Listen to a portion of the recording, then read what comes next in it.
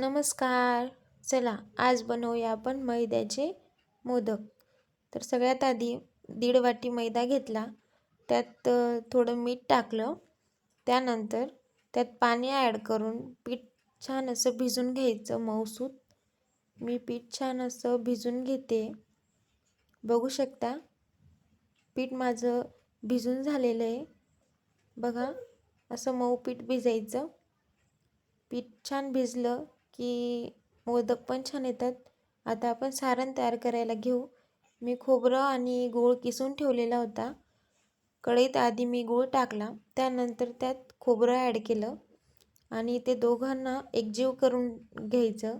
त्यानंतर त्यात मी ड्रायफ्रूट्स पण टाकणार होते, तर ड्रायफ्रूट्स टाकले मी त्यात. आता हे तिघं वस्तू एकत्र करून घ्यायच्या, एकजीव करून घ्यायच्या. त्यात वेलची पूड टाकली.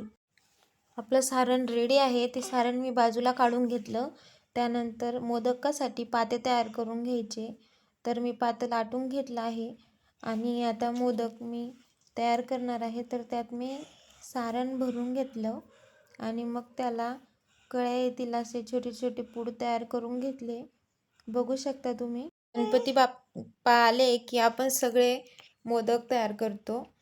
तर मोदकाच्या कळ्या जर येत नसतील तर चमच्याने त्या मोदकाच्या कळ्या पाडून घ्यायच्या. बघू शकता तुम्ही मोदकाच्या कळ्या कशा पाडल्या आहे.